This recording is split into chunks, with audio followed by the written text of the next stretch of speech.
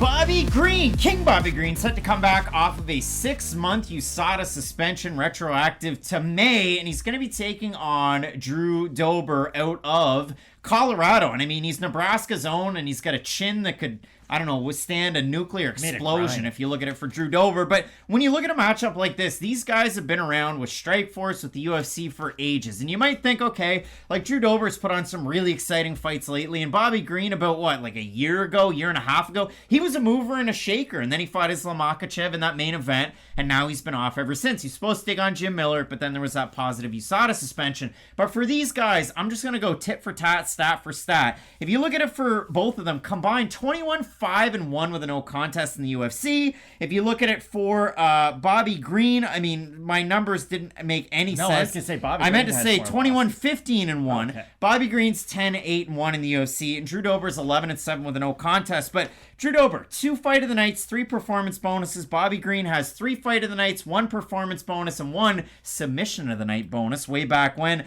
at UFC 156 in 2013. These guys have been around, and I'm surprised when I did the deep dive, they were never matched up to fight each other in the past. That kind of surprise? I think this fight's going to be incredible. I can't stress that enough because neither guy has a style that's really going to surprise you. Drew Dober's going to go in there, brawl probably a little bit too much, but box for the most part, threaten with a couple takedowns, but again, for the most part, really try to set up that big left hand. He has a really good active front hand too, but he's going to eat power shots like there is no tomorrow.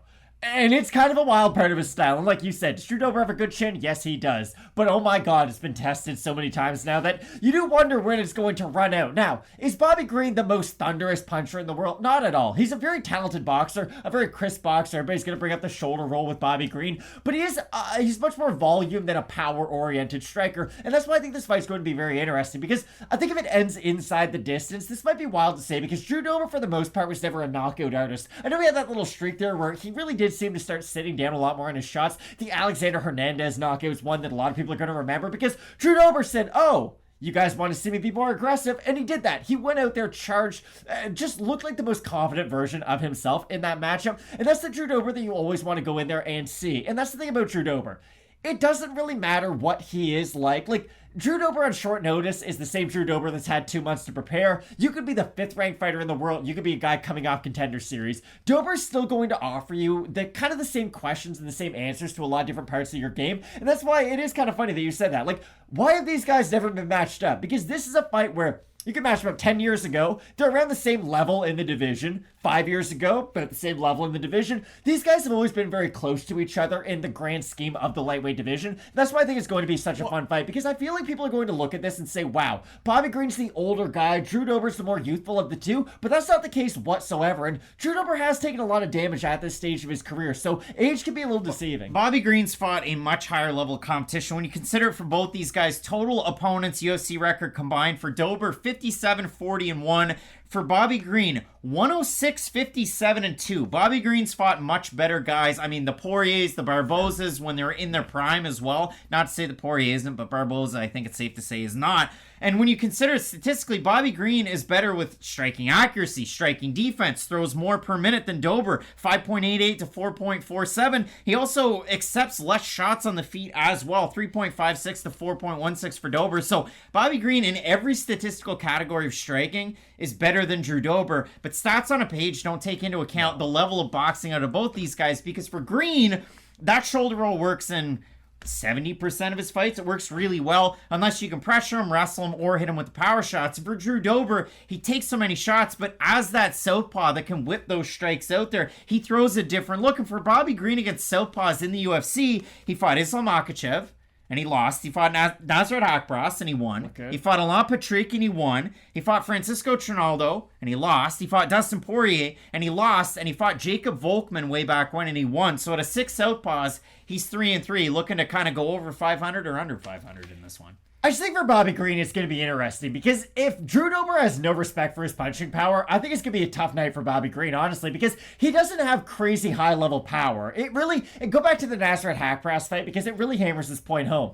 If you really respect his punching power and stay on the outside of it, it is hell to fight Bobby Green. He's going to throw a ton of of strikes at you. He is elusive on the outside. If you don't respect his power, though, and get on the inside, and I know Dustin Poirier is a very high-level boxer, so it's difficult to say, hey, follow the plan the Dustin Poirier set. But again, if you don't respect his power and crowd that distance on the inside, yes, Bobby Green can shoulder roll and whatnot, but if you throw punches and combinations, he's not Muhammad Ali against the ropes. He's not going to guess right 58 times in a row, and that's why I do think Drew Dober can have success. If he can get Bobby Green's back against the cage and limit some of that good movement that he does have on the back foot, I can see a world where Drew Dober goes in there and honestly, it's gonna sound crazy, makes quick work of Bobby Green. I could see him go in there, really make it a difficult fight, go to the body, go to the head early, but that's the real question mark that you have to ask for both these guys. How much left do either guy have in the tank? Like for Bobby Green, it always seems like after a big loss, it's, did he retire? Are we gonna get Bobby Green back? That's been the case a couple of times through his career, and for Drew Dober, he's been at the top of the division, he's got knocked off, he's looking to build himself back. I just think this is a very difficult place for any fighter at this stage of their career, because a win is very important for both these guys. And I mean, for Dober's last time out against Alves, to get that win that he had, I mean, he looked amazing, mixing it to the head, mixing it to the body. A great fight. His win over Terrence McKinney, he went through just, if I could say it politely, went through heck and back in that one. Got knocked down, and he ended up coming back. For Bobby Green, the win that he had over Ali Quinta before he was able to beat Nasrat Haqparast retired him. And then his last time out against Makhachev, you didn't learn anything out of either guy's fight against Islam Makhachev. So the odds in this one, Dober open -110, both at par. He's now -160. Green open at a -110. We'll say +140. So relatively close between these guys. We'll have a look at the Tapology votes. I think they're going to differ a little bit. I'm going to say over under 70% Dober. I'll say under. Oh, lucky duck. 640 total votes, 69% Drew Dober, 60% by decision, 32% by knockout. For the 31% that have Green, 81% by decision. I think that's fair to say.